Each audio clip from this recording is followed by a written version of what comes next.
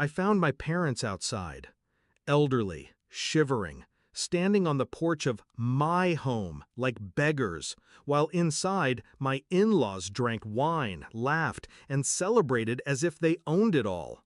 My father's hands trembled. My mother's lips were blue. They looked at me with shame, not anger. That cut deeper than the cold. And in that moment, something in me snapped. It wasn't always like this. When I married into her family, they smiled, shook my hand, pretended to welcome me. Her parents offered advice. Her siblings cracked jokes. Her uncles called me lucky. But under the politeness, there was always the shadow. They saw me as lesser, a son-in-law with no wealth, no legacy, no name worth mentioning. I thought I could win them over with patience, with time, with success. And I did succeed. Promotions, a house, stability. Everything I built was for her and for the family we were supposed to be. But with every achievement, her family only reached deeper into my life until the lines blurred. My wife let it happen.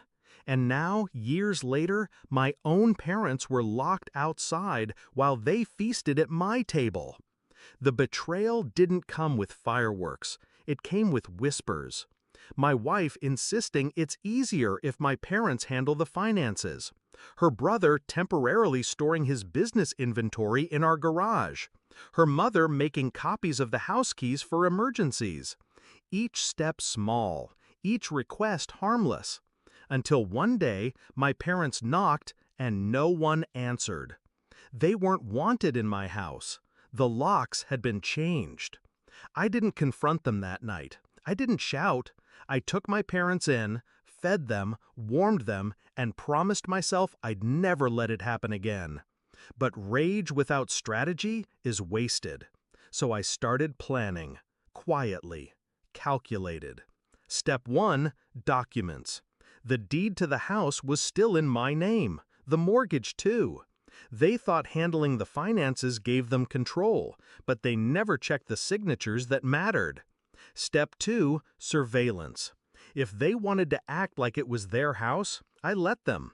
I installed cameras, recorded every party, every sneer, every insult. Hours of footage of them toasting in my living room, mocking my parents, belittling me. Step 3, timing.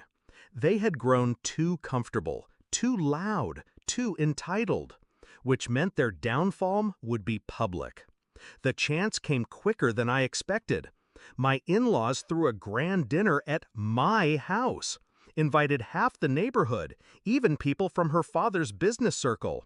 They called it a family celebration. I arrived late, unannounced, suit-pressed, parents beside me. The room went silent when we walked in. Her mother tried to sneer. "Oh, we didn't know you'd be joining." I smiled. "Of course, it's my house after all." Then I opened the briefcase. Inside, copies of the deed, the mortgage, the bank records, all with my name. I laid them on the table like cards in a game I had already won. Their smirks faltered. I clicked the remote.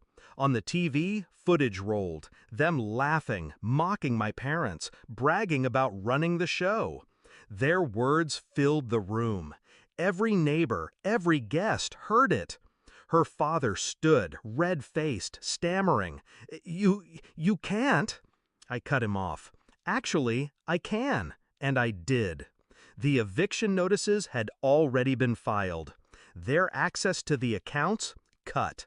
The keys they copied, useless. I had let them dig their own graves, and then I pulled the ground out from beneath them. One by one, the guests excused themselves. No one wanted to be tied to the collapse they just witnessed. By the end of the night, the dining room was empty. Plates half-eaten, glasses half-full. My in-laws sat in silence, their empire of arrogance crumbling in front of them. The climax wasn't loud. It was the silence, the sound of their control evaporating, the way their faces sank when they realized they had nothing. I took my parents' hands and led them to the table. For the first time in 15 years, they sat at the head, where they belonged. I raised my glass. You celebrated while my parents froze outside. Tonight, you learn what it feels like to be left in the cold. I didn't wait for a response. I walked out with my parents, left them sitting in the ruins of the life they thought they owned. Do I regret it? No. They destroyed themselves long before I intervened. All I did was shine a light. Now, when I sit at my table, my parents beside me, I feel no anger, just peace. Because I learned something that night. Betrayal doesn't always scream. Sometimes it locks the door quietly and leaves you outside. And revenge? Revenge is opening the door, only to show them it's no longer theirs.